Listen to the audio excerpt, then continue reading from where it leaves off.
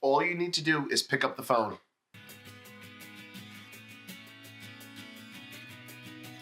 Welcome to my channel. I'm a mental health speaker, author, writer, and drummer, and my mission is to support people in healing emotional pain. And one of the ways we're going to talk about that today is how to use a mental health hotline. There's so many hotlines out there, and I want to explain a little bit about what you can expect if you call one, who they're for, and all that stuff. If you haven't subscribed to my channel, please do so. We have videos coming out every week, and they are for you. So that being said, let's get right into it. Mental health hotlines are everywhere. In fact, in the description, you'll see a link to several hotlines and other free resources. I actually did a whole blog post on free mental health resources that are out there. A lot of people don't realize, but mental health hotlines are for anyone.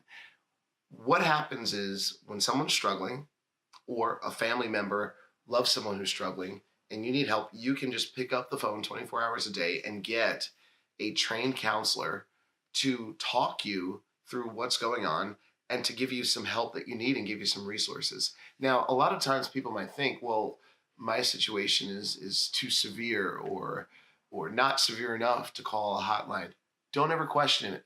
Just pick up the phone and call, and they are there to give you resources and guide you. And here's the thing. When you call these hotlines, it's about you, and you are in control of the call. It's not someone who's going to call the police on you and have people come to your house or something like that. No, it's a call to calm you down, to give you some relief, and to walk you through how to take next steps to solve whatever you're struggling through.